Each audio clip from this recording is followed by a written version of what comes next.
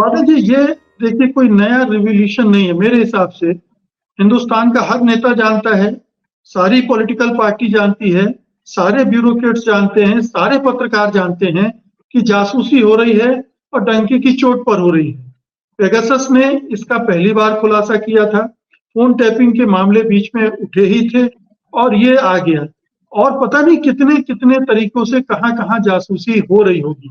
तो खबर ये, मुझे लगता है कि बड़ी खबर ये नहीं है, बड़ी खबर ये है कि ये करवाया क्यों जा रहा है? आपके हिसाब से ये क्यों हो रहा है? क्या केवल धमकाने के लिए, या इसके आगे भी सरकार जा रही है कि आम चुनाव के पहले ही मैदान साफ कर दो, कोई मुकाबले में ही ना रहे? देखिए मुकेश जी, मेरी जो आपने है ये बात तो बिल्कुल ठीक कही कि एक प्रतिपक्ष विहीन आप मैदान कर दें तो फिर चुनाव जीतने में बड़ी आसानी हो जाती है। लेकिन मैं ये कहूंगा कि मुझे याद है कि जब इमरजेंसी लगी थी और हम लोग आपातकाल के विरोध में सड़कों पर आए थे और इंदिरा गांधी ने तब प्रतिपक्ष के नेताओं को जेल में डाला था। ये घटना उस समय हुई थी, लेकिन आज की जो स्थितियां हैं उस बार उससे कई गुना भयावह, निर्मम और क्रूर हैं।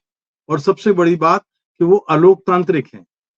ये एक हमने एक ऐसे इस देश ने एक ऐसी अंधी सुरंग में कदम रख दिया है जिसमें एक राजनीतिक पार्टी अपने केवल सियासी मकसद के लिए वो किसी को नहीं छोड़ती।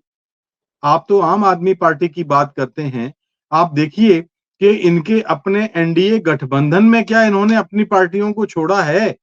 नहीं छोड़ा है। पिछले बार नीतीश कुमार को दुर्बल किया था तो चिराग पासवान की सहायता ली थी इन्होंने, आपस में एक दूसरे की उपयोग करके, और ये करते हैं। इसके बाद अकाली दल को इन्होंने नहीं छोड़ा। अब जो शिंदे महाराष्ट्र के मुख्यमंत्री हैं शिवसेना के, वो उनके साथ भी वही स्थितियां हो रही हैं, वो भी प्रसन्न नहीं है। एआईडीएमके का अभी हमने उदाहरण बीच में पिछले दिनों सुना कि वो कितने नाराज थे, कितने खफा थे और बीजेपी के से रिश्ता तोड़ने की बात की करने लगे थे। तो जो पार्टी अपने गठबंधन के सहयोगियों को नहीं छोड़ती, मतलब जेपी नड्डा, मैं बार बार इस बात को अक्सर ये कोट करता हूं कि जेपी नड्डा ने बिहार में ये बात कही थी कि अब छोटी पार्टियां खत्म हो जाएंगी, उनको खत्म कर दिया जाएगा, लोकतंत्र में उनकी जरूरत नहीं है।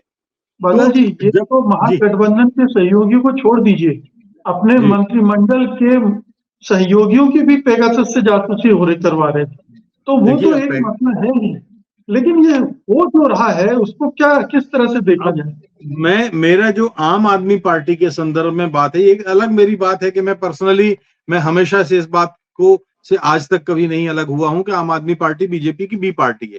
लेकिन जो ये कार्रवाई हुई है, इस समय पे हुई है, मैं आपको जैसे कि सुनीलम साहब ने डेवलपमेंट बताया, मैं आज का डेवलपमेंट, मतलब जो आज आया है अखबारों में या खबरों में, कल अमित शाह ग्वालियर में थे। ग्वालियर में उन्होंने कहा कांग्रेस को हराने के लिए आप समाजवादी पार्टी और बसपा के कैंडिडेट्स को हेल्प कीजिए, मदद कीजिए। क्या आप ये अमित शाह से उम्मीद कर सकते थे, या भारतीय जनता पार्टी के किसी शिखर नेता से आप ये आशा कर सकते थे कि वो इस तरह का बयान देगा? क्यों?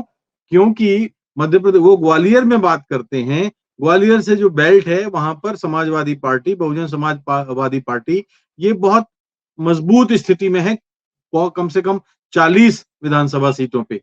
तो अगर ऐसी स्थिति होती है तो अब क्या चाहेंगे वो?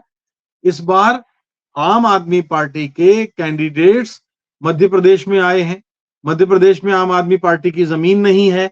अब उन्हें आम आदमी पार्टी के प्रति सहानुभूति प्रदर्शित करनी है ताकि जो वोट जाए, जो भारतीय जनता पार्टी का नाराज वोट है, जो एंटी इनकम्बेंसी का है, तो या तो वो एसपी में चला जाए या बीएसपी में चला जाए, और जो ये आम आदमी पार्टी के नेताओं को, अरविंद केजरीवाल को, मनीष को, सिसोदिया को, जो सब करेंगे, जो सहानुभूति का वोट मिलेगा उससे इनको फायदा होगा। असल कारण ये है मुकेश जी, देखिए 17 नवंबर के बाद ये सारी चीजें बंद हो जाएंगी। सत्य हिंदी का ऐप डाउनलोड करें गूगल प्ले स्टोर पर।